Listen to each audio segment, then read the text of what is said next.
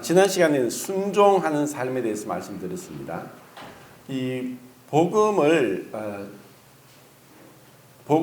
우리가 믿음으로 구원받게 되는데 믿음은 순종을 낳는다. 그리고 믿음이 뿌리면 순종은 열매다. 믿음은 보이지 않는 마음의 상태지만 그 마음의 상태가 몸으로 나타난 것이 순종이다 라고 말씀을 드렸습니다.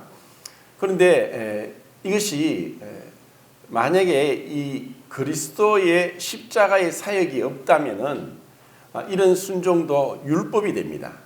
그리고 지금 이제 순전한 삶에 대해서 오늘 교제를 하겠는데 십자가의 능력이 없다면 그리스도와 연합된 가운데 그리스도로부터 오는 그 능력이 없다면은 또 이 순전한 삶도 자신의 의가 되고 또 율법이 되는 것입니다. 여기서 우리가 은혜로 구원받았는데 그 은혜로 구원받은 그 구원이 계속해서 그 구원의 진행, 그 점진적인 성화 가운데 들어가기 위해서 우리를 죄 가운데서 구원하셨기 때문에 죄로부터 계속 우리를 건지시는 것이 주님의 그 뜻입니다. 그리고 그렇게 사는 것을 성경에서는 순전한 삶이라고 얘기를 합니다. 구약 성경을 한번 보겠습니다. 출애굽기 12장입니다. 출애굽기 12장은 그 이스라엘 백성이 430년 동안 애굽에 종살이 하다가 탈출할 때 10번째 재앙인 유월절을 통해서 그들이 애굽에서 탈출합니다.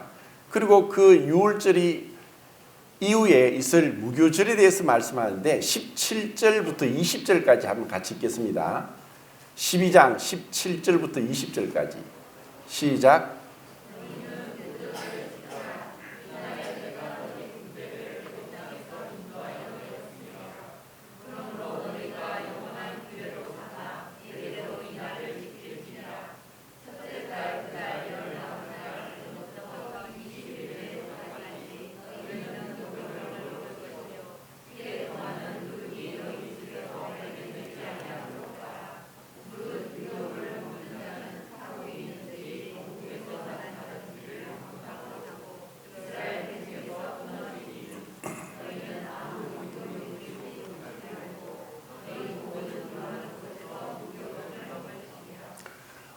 그 무교병은 그 누룩이 없는 떡을 얘기합니다. 누룩은 죄를 상징하죠. 그리고 원래보다 더 부풀리기 때문에 그 누룩이 들어갈 때 그 빵이 또 맛이 나고 또 부풀려져서 크게 됩니다. 예수님께서도 그 누룩을 말씀하실 때 세 가지 누룩을 말씀하셨습니다. 바리새인의 누룩, 사두개인의 누룩, 그리고 헤롯의 누룩. 그 바리새인의 누룩은 형식주의나 또 외식주의를 얘기합니다. 그리고 사두개인의 누룩은 인본주의를 얘기합니다. 그리고 헤롯의 누룩은 세속주의를 얘기합니다. 이것은 구원받은 그리스도인들에게 이 조심하고 이것을 멀리해야 되는 것을 말씀합니다. 이스라엘 백성들에게는 단순히 이제 무교병을 먹어라. 그리고 1회 동안 일주일 1월 14일이 6월절이고 15일부터 21일까지는 그 누룩을 너희 집 안에 어디에도 두지 말라라고 말씀하셨습니다. 이것은 구원받고 난 이후에 순전한 삶, 죄로부터 분리되고 죄를 멀리하고 죄를 미워하는 삶에 대해서 이스라엘 백성들에게도 말씀하셨고 또 구원받은 우리 그리스도인들에게도 동일한 말씀을 하고 계십니다. 이 누룩이 우리 그리스도인의 삶, 개인의 삶과 그리고 교회에 들어와서 교회를 타락시키고 변질시킵니다. 신약 성경은 엄밀하게 말해서 구원받은 그리스도인을 위해서 쓰여졌습니다. 그래서 그 모든 성경은 하나님의 사람으로 온전케 하고 바르게 하고 의로 교육하기에 유익하고 교훈과 책망과 또 바르게 함과 이렇게 우리를 하나님의 사람으로 하나님의 아들의 형상을 본받게 하기 위해서 쓰여진 책이 신약 성경입니다. 그리고 더 예수님이 어떠한 분인가, 그리고 구원받은 이후에 어떠한 삶을 살아야 되는가를 말씀하고 있습니다. 이것을 우리가 생각할 때 우리 개인적으로도 이런 누룩이 얼마나 쉽게 우리 삶에 들어오는지, 그리고 교회도 은혜로 하나님께서 이 교회를 이 땅에 세우시고 음부의 권세가 이기지 못하리라고 말씀하셨지만 신약 성경에 있는 서신서들, 바울 서신이나 또 일반 서신, 공동 서신에도 보면은 이 교회 안에 죄가 들어온 것을 어떻게 처리하는가, 또 어떻게 그리스도인으로 순전한 삶을 살아야 되는가를 우리에게 가르쳐 주기 위해서 성경이 기록되었습니다. 이것은 우리 오늘날 그 교회에서 이런 세속주의, 그리고 인본주의, 그리고 이 형식주의, 외식주의가 얼마나 깊게 들어온지 우리도 그것을 잘 모를 정도로, 마치 시대별로 봤을 때 라오디게아 교회 같이 우리가 모든 것을 갖추어주고 있는 것 같지만 실상은 주님께서 정말 기뻐하실까? 우리는 그렇지 않지만 어느 정도 성장했고 또 스스로도 또 다른 사람이 보기에도 그럴듯하다고 하는 교회들, 인적 자원이나 물적 자원이 풍부하고 또 무슨 일을 할 때 참 잘 짜여진 프로그램과 그리고 유능한 강사들, 그리고 풍부한 물질을 통해서 복음을 전하고 그리고 그런 행사를 하고 있습니다. 그런데 그것이 우리가 볼 때는 참 매끄럽고 또 부족함이 없어 보이고 하나님께서 기뻐하실 만하다고 생각할지 모르지만 정말 그것이 주께서 기뻐하실 만한가, 그리고 정말 그러한 것을 통해서 우리 스스로 만족하는 것이 아니라 하나님께서 기뻐 흠량하시는 그러한 제사가 될 것인가 하는 것은 분명히 다릅니다.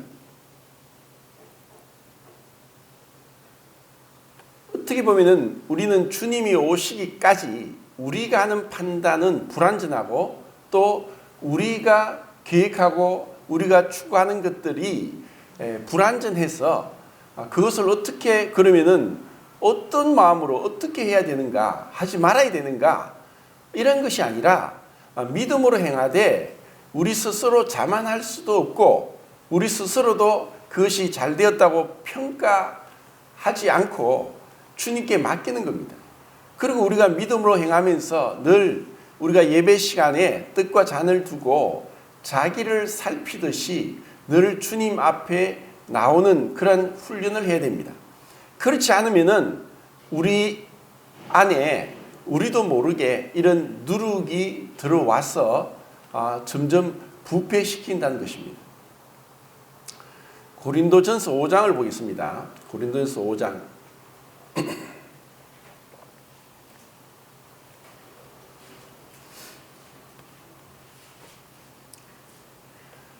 6, 7, 8, 6절부터 8절까지 읽겠습니다. 시작.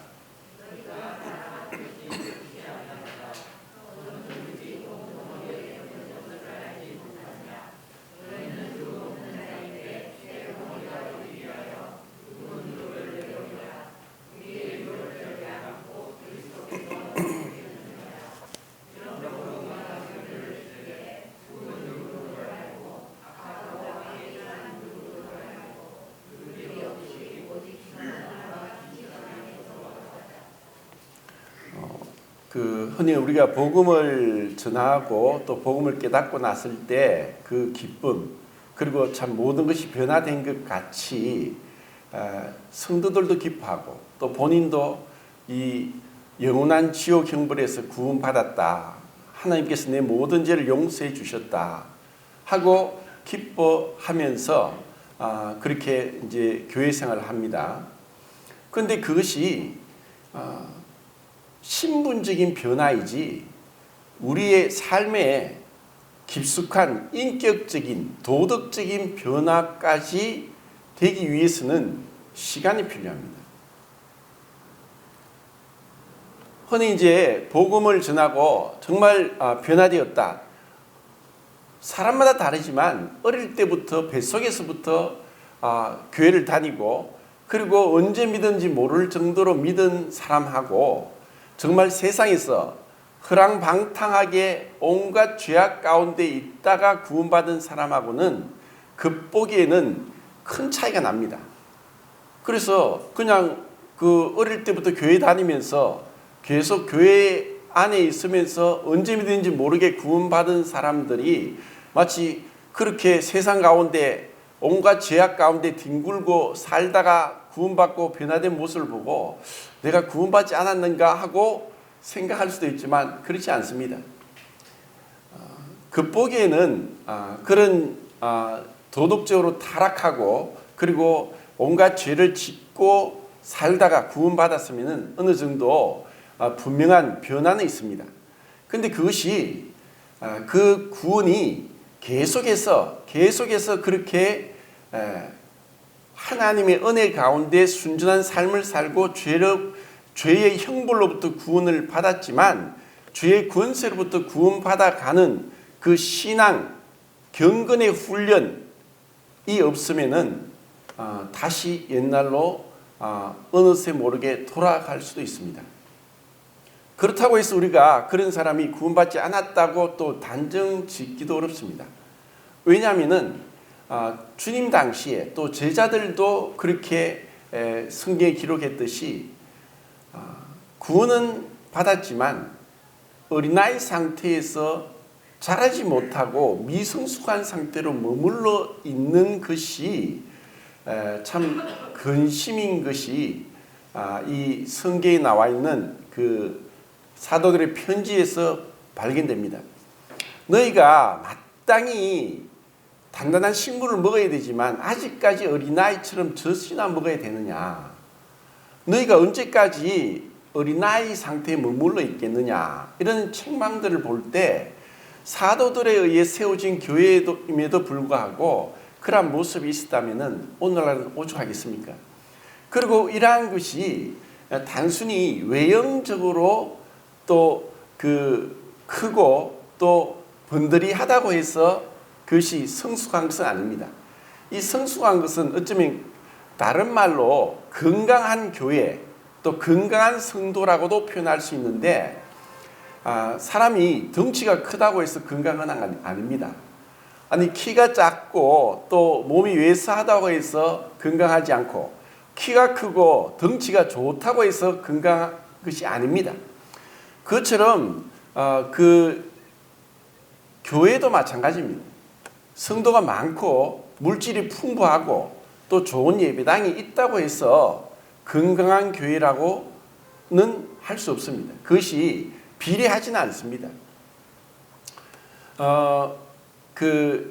유럽에서 유럽 사람들이 중산층에 대한 기준이 우리나라하고 다르다고 전에 한 말씀 드렸는지 모르겠는데 유럽에서 누가 중산층이냐 할 때 그런 기준이 있습니다. 첫 번째는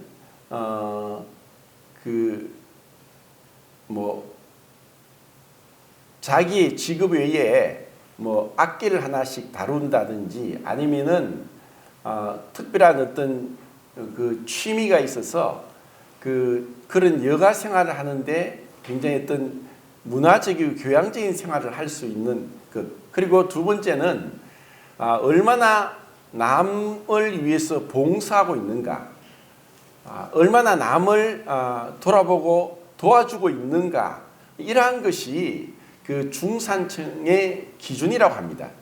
그런데 우리나라에 다는 그렇지 않겠지만 일반적으로 중산층을 얘기할 때 연봉이 얼마 이상이고 사는 아파트 평수가 몇 평 이상이고 또 뭐 타고 다니는 차의 배기량이 뭐 몇 cc 이상이고 이런 식으로 물질적인 것에 치중되어서 중산층을 이제 평가합니다. 이것이 우리가 너무너무 못 살다가 그렇게 갑자기 경제적인 붕을 일으켜서 그렇게 보는지도 모르겠습니다. 그래서 정말 그 중산층이란 소득 면에서뿐 아니라 그 여러 가지 우리의 전인적인 삶의 모습에서 그렇게 나와야 된다는 것입니다.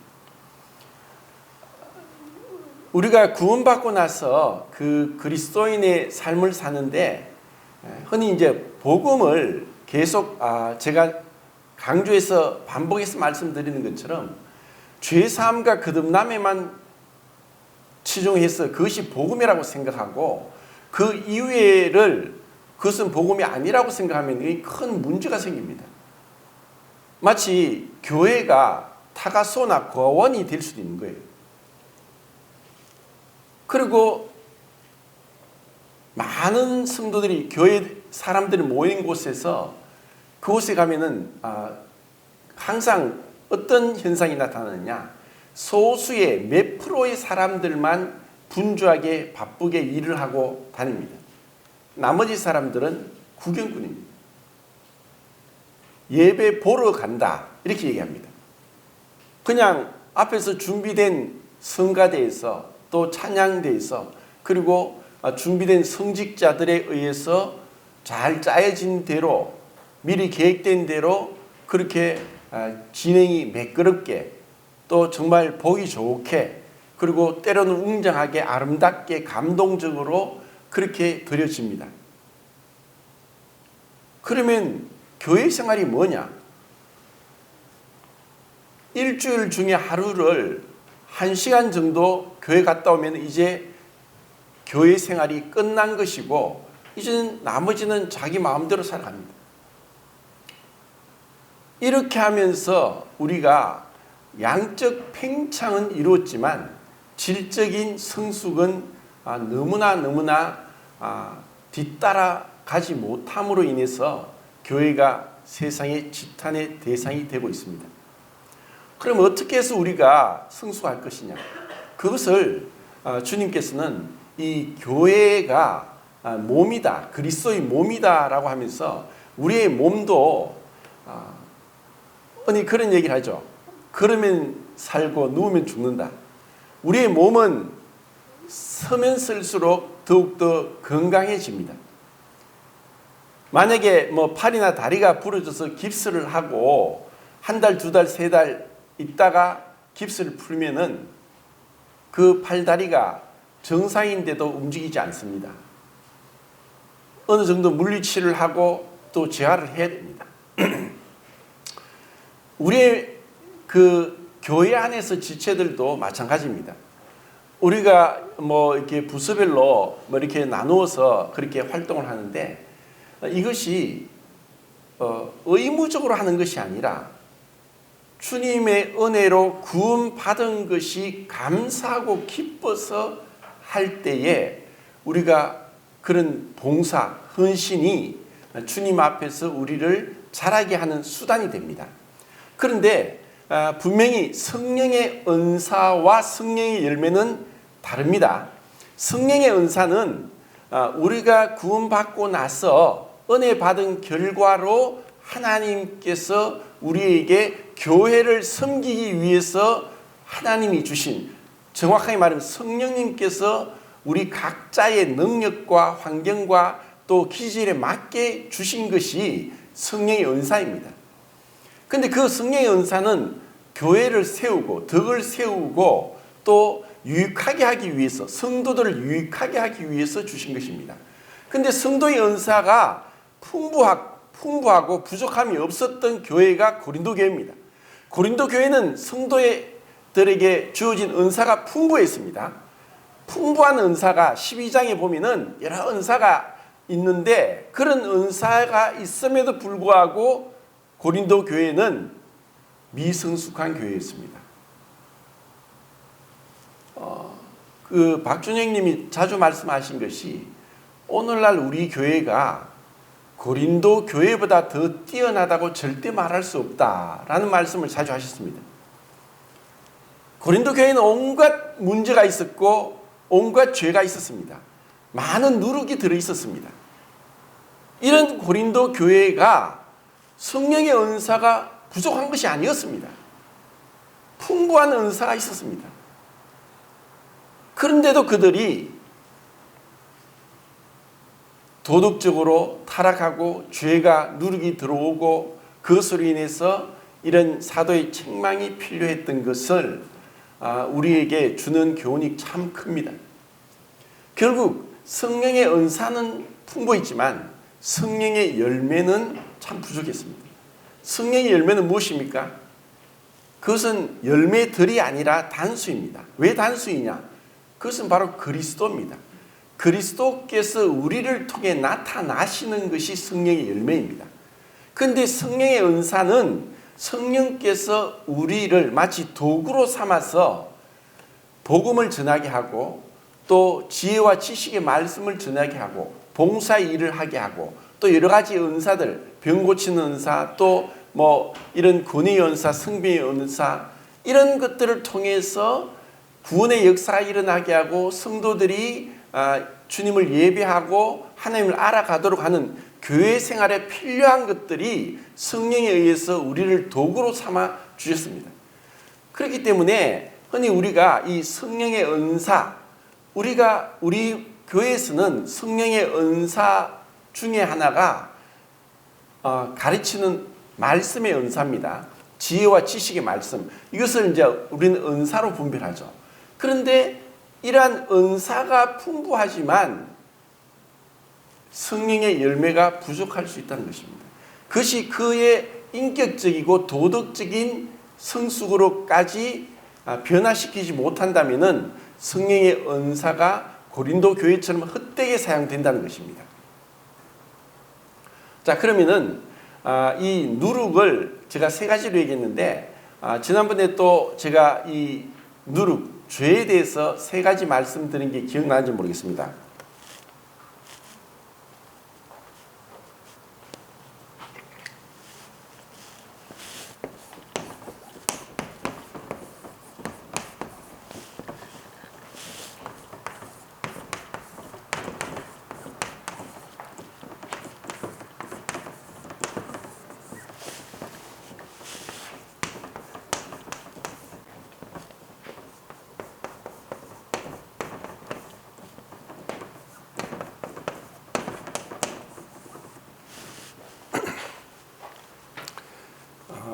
자, 다시 이제 복습을 하는데 죄를 히브리어에서는 이제 세 가지가 가장 많이 나옵니다.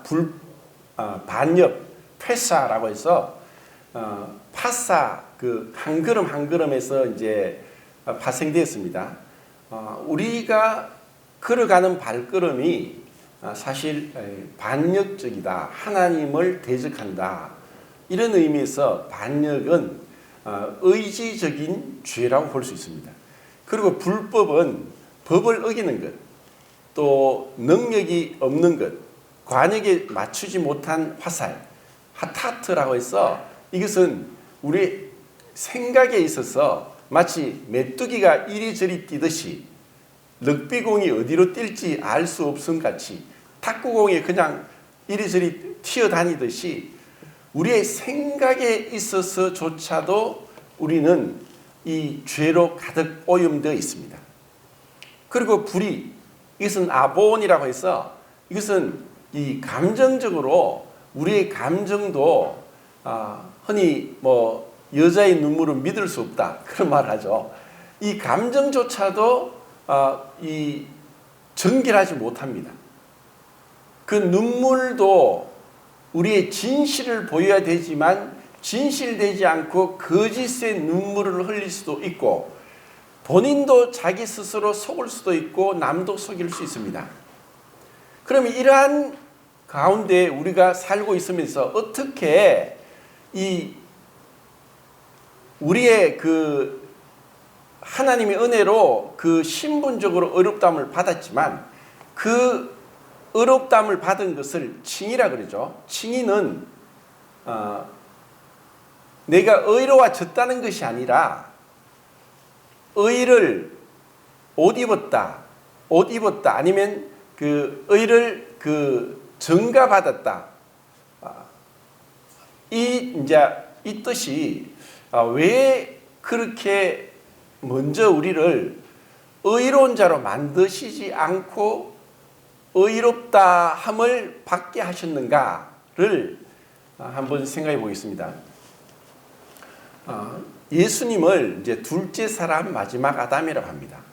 근데 첫 사람 아담과 그 오실 자의 표상이다, 모델이다고 해서 예수님이 아담하고 그 연관된 공통점을 7가지를 찾을 수 있습니다. 첫 번째는 출생입니다.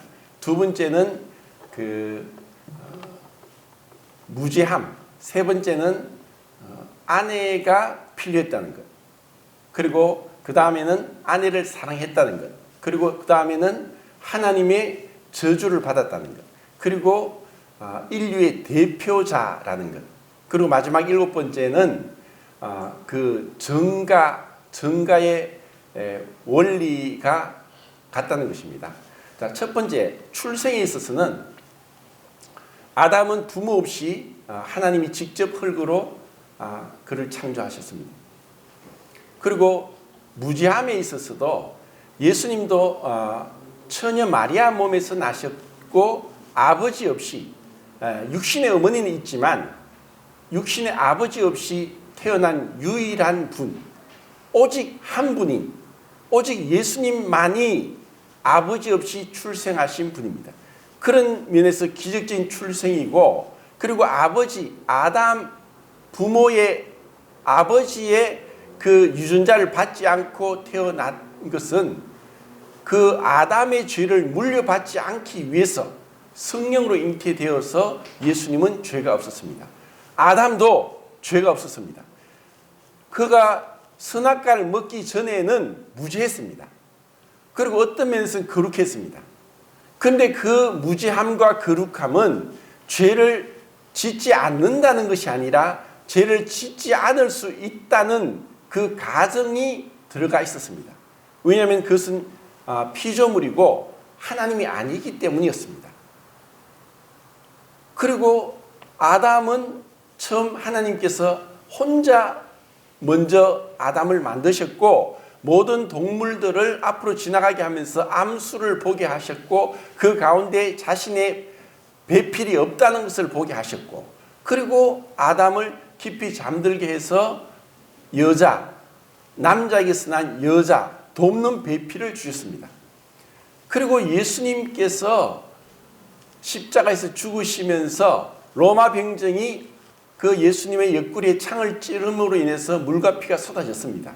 그리고 예수님이 죽으시고 사흘 만에 부활하시고 나서 40일 동안 이 땅에 계시다가 40일 뒤에 성천하시고 10일 뒤에 오순절 때 예수님이 부활하시고 50일째 되는 날 성령이 임하시면서 교회의 시작을 우리가 보고 있습니다. 이것이 우리 모임에서 보고 있는 관점입니다. 우리 교회가 그렇게 시작이 됐습니다. 결국 그리스도로 인해서 그리스도의 몸인 교회가 탄생되게 되었습니다. 그리고 아담이 이 먼저 선악과를 먹은 것이 아니라 여자가 먼저 선악과를 먹고 아담에게 주었습니다. 자, 예수님께서 우리의 죄를 지시고 가셨다는 것은 예수님이 우리의 죄를 증가받아서 예수님께서 죄인이 되셨다는 것이 아니라 예수님 위에 우리의 죄가 덧입혀졌다는 것입니다. 그렇다고 해서 예수님이 조금의 죄도 지을 수 있는 죄의 어떤 성품을 가졌다는 것은 절대 아닙니다. 고린도후서 5장 21절에도 그분이 우리의 죄가 되셨다는 것은 마치 왜 우리에게 의롭다함을 얻게 하셨는가? 그 의롭다함을 얻는 것은 내가 의로워진 것이 아니라 예수님의 의가 우리에게 옷 입혀졌습니다. 그래서 십자가에서 루트가 얘기하듯이 wonderful exchange, 위대한 교환이 이루어졌는데 우리의 죄가 예수님에게 옮겨졌고 예수님의 의가 우리에게 옮겨졌습니다. 이것을 구약의 5 제사 중에 속건제에서 아름답게 우리에게 보여주고 있습니다. 그리고 번제에서 그 제물의 가죽을 예배자에게 주도록 했습니다. 자, 이것이 그분의 의가 우리에게 옷 입혀졌듯이, 그렇다고 해서 우리가 의로운 자가 된 것이 아니듯이 예수님께서 우리의 죄를 지고 죽으셨지만 예수님이 죄인이 되신 게 아니란 것입니다. 이런 의미에서 그분의 예수님이 마치 이제 아담이 인류의 대표로서 한 사람으로 말미암아 죄가 세상에 들어오고 죄로 말미암아 사망이 왔습니다. 그것처럼 예수님께서 우리를 위해서 죽으심으로 그분의 죽으심이 우리가 죄에 대하여 죽은 자가 되게 하신 것입니다. 이것은 하나님께서 우리에게 법으로가 아니라 은혜로 대우하기 위한 놀라운 그 구원의 과정 속에 들어가 있습니다. 하나님의 법에 있어서는 율법에 그렇습니다. 갈라디아서 3장 10절과 야고보서 2장 10절의 말씀이 뭐냐면은 모든 율법을 항상 행하다가도 하나를 못 지키면 모두 범한 자가 된다. 그리고 모든 율법을 항상 행해야만 된다. 이것이 하나님의 법이고 하나님의 거룩한 그 율법의 기준입니다. 만약에 아담이 스스로 만약에 그 자신의 의로 노력으로 선함으로 그렇게 살아갔다면은 아담의 그 순종의 별개로 그 이후에 나오는 모든 사람들이 다 그렇게 순종해야만 우리가 하나님 앞에 살 수 있는데 아담의 그 불순종으로 인해서 이후에 태어난 모든 사람이 죄인이 되고 불순종 안에 가두어 두심은 우리에게 긍휼을 베풀게 하기 위함인데 어떤 긍휼이냐? 예수님의 한 번의 순종으로 우리가 마치 하나님 앞에 모두 순종한 것처럼 인정되는 것이 바로 이 놀라운 구원의 복음입니다. 이제 우리는 법 아래 있지 않고 은혜 아래 있다는 말씀은 이제 하나님의 법 앞에서는 한 번의 죄도 다 죄가 됩니다. 모든 율법을 항상 행해야지만 그 율법으로 거룩함을 얻는 것이고 의롭다함을 얻는 것입니다. 그리고 모든 율법을 지키다가도 하나를 못 지키면은 모두 범한 자가 됩니다. 이게 법입니다.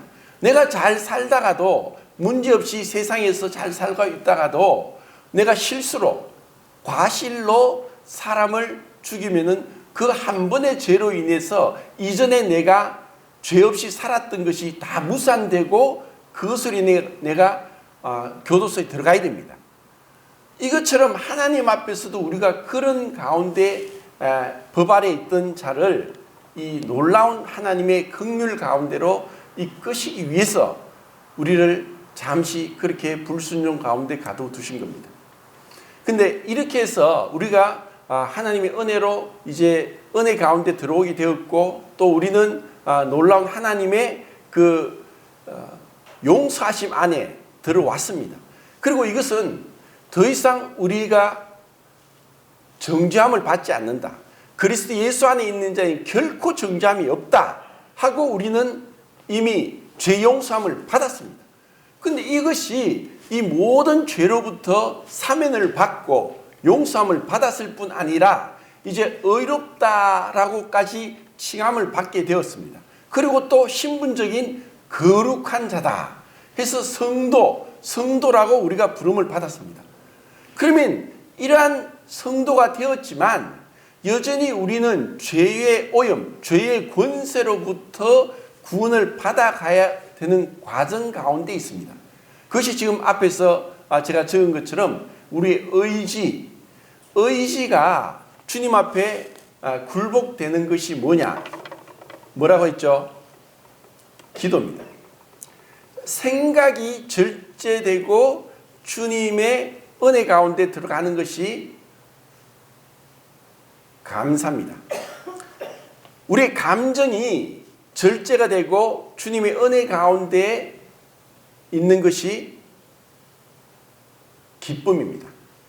그래서 데살로니가 전서에 있는 말씀, 항상 기뻐하라, 범사에 감사하라, 쉬지 말고 기도하라. 이는 그리스도 예수 안에서 너희를 향한 하나님의 뜻이니라. 자, 하나님의 뜻은 우리의 생각에서, 감정에서, 의지에서까지 성령의 인도를 받으면서 너희가 만일 성령의 인도함을 받으면 율법 아래 있지 아니하리라. 너희가 성령을 쫓아 행하라. 그러면 육체의 욕심을 이루지 아니하리라. 근데 우리가 구원을 받았지만 우리의 신분상 의로운 자가 되었음에도 불구하고, 신분상 거룩한 자가 되었음에도 불구하고 우리의 생각과 감정과 의지는 사람마다 다른데 천차만별이고 뒤죽박죽이고 또 질서가 없고, 또 어떤 사람은 의지박약이라서 작심삼일 이런 말 하죠. 그리고 그 감정에 있어서 정말 들쑥날쑥하고 스스로 감정에 매이다 보니까 주님 앞에서 우리가 마땅히 예배를 드려야 되는데도 불구하고 주님께 대한 감사와 또 기쁨보다는 내 감정이 더 중요하고 내 생각과 판단이 더 중요해서 예배를 빠지게 됩니다.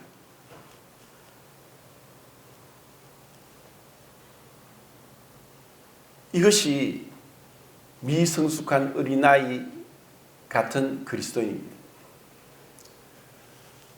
그러면 이렇게 미성숙한 어린아이 같은 그리스도인이 구원받았다고 해서 저절로 시간이 지나면은 육체가 키가 크고 몸무게가 늘듯이 자라가느냐? 절대 아닙니다.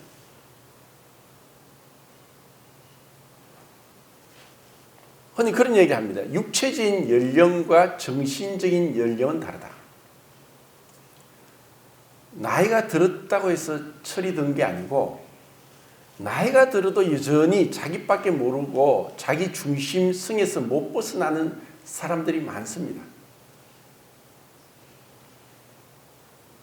이것은 정말 내 생각을 그리스도를 대적하여 높아진 생각을 그리스도께 복종시키는 그 훈련.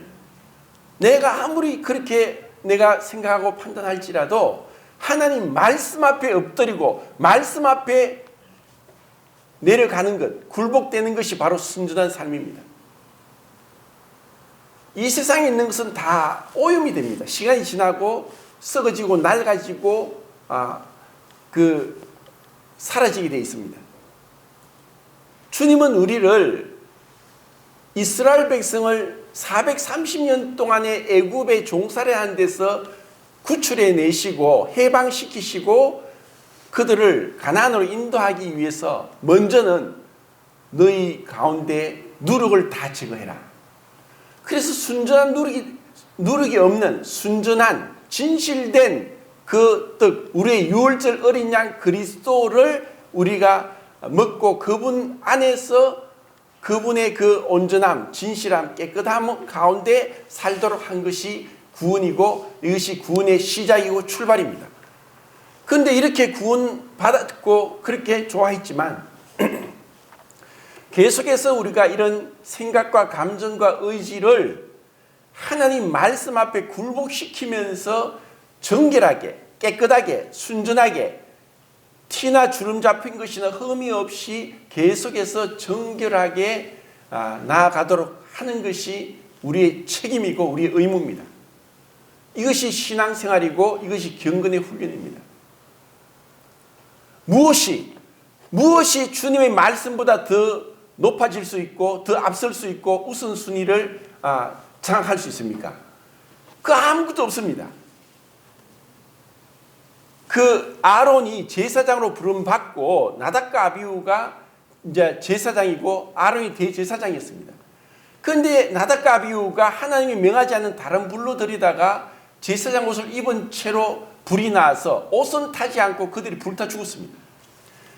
자, 아론이 자기 아들이 하나님을 위해 성막에서 봉사하다가 잘못해서 실수할 수 있지 왜 그럽니까? 어떻게 이렇게 아들을 무지막지하게 죽입니까? 하나님 아론에게 너 머리 풀지 마라. 슬퍼하지 마라. 자기 아들이 죽은 것보다도 하나님 말씀 앞에 하나님의 거룩하심 앞에 사는 것이 그 아론이 해야 될 그 임무였습니다. 자, 우리에게 흔히 그런 얘기합니다.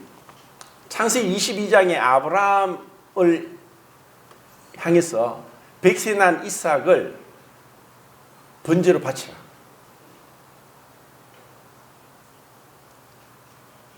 아브라함에게만 이 명령을 하셨을까요? 아브라함에게만 이렇게 명령을 하셨을까요? 아닙니다. 어쩌면 하나님은 우리 각자에게 아브라함에게 이삭을 번제로 바치라고 하신 것처럼 우리에게 그런 명령을 하실 수 있고 하신다고 생각합니다. 왜 그렇죠? 우리는 각자 다 자기가 소중히 여기고 가장 아끼고 사랑하는 것이 있습니다. 그것이 무엇입니까? 내가 무엇을 가장 아끼고 무엇을 가장 사랑하고 있습니까?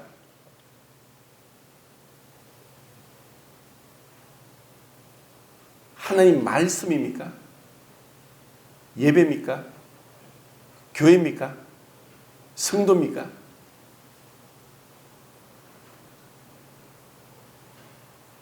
내가 가장 소중히 여기는 게 무엇이냐? 주님 아십니다. 왜 우리가 성숙하지 못하고 어린아이 상태에 그냥 머물고 있느냐? 아직까지 나에게 이삭이 있어요. 이삭. 나의 이삭은 무엇인가? 각자 질문해 보십시오. 나의 이삭은 무엇인가? 내가 하나님께 예배 드리지 못하게 하는 나의 이삭이 무엇인가 있기 때문에 우리는 예배 드리지 못하는 겁니다. 우리는 예배 드린다고 앉아있지만 하나님이 우리의 그 육신의 모습을, 우리의 육신의 모양을 보고 예배를 받으시는 게 아니란 것입니다. 하나님 우리의 중심을 순전함, 진실함, 거짓 없음, 그 깨끗함으로 주님 앞에 나오는 것, 그것을 주님이 원하시고 그것이 주님이 받으시는 예배입니다. 우리는 생각할 때 정말 내가 돈을 많이 벌어서 어마어마한 헌금을 하고 그리고 정말 내 이 모든 것을 인생을 불살라서 선교사로 가고 그렇게 할지라도 그 안에서 얼마나 많은 누룩이 있고 죄가 있는지는 본인 모를 수도 있고 우리는 볼 때 압니다. 이 세상에 어디에도 완전한 것은 없습니다. 설사 내가 아프리카에 선교사로 간다 할지라도 내 안에 누룩이 있다는 것입니다. 하나님 우리를 외모를 보고 속지 않습니다. 사람은 외모를 보고 속습니다. 하나님은 그렇게 우리의 외모에 속아서 그래 잘했다 하고 그렇게 하시는 게 아닙니다. 여전히 내가 내 마음에 이삭이 있는데 이삭보다 더 소중한 것이 없는데 그것을 품고 있는데 이것을 내가 하나님께 드리지 못하는데 이것보다 하나님을 더 귀중하게 여기지 못하는데 내가 어떻게 하나님 앞에 예배를 드리겠습니까? 하나님이 왜 그러면 아브라함이 그렇게 무지막지한 명령을 내렸습니까? 하나님이 그러신 분입니까? 하나님이 정말 그러실 수 있는 분입니다. 모든 것을 하나님이 주셨고 10계명의 첫째 계명은 나 외에 다른 신을 내게 두지 말라.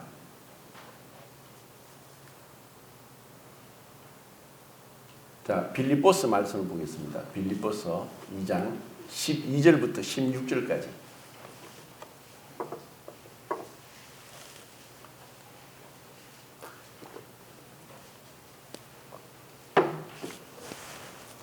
자, 읽겠습니다. 시작.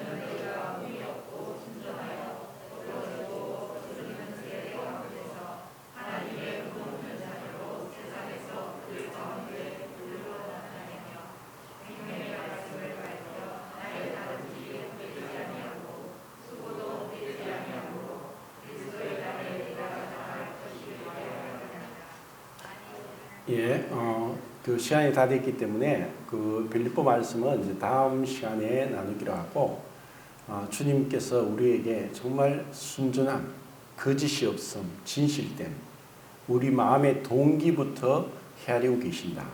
그리고 내 마음에 주님보다 앞선 것은 우상이고 그것이 바로 이상이다. 그래서 그것을 주님 앞에 드릴 수 있느냐, 그런 질문을 하면서 주님 앞에서 주님 앞에 갈 때까지 신앙생활을 했으면 좋겠습니다. 이상입니다.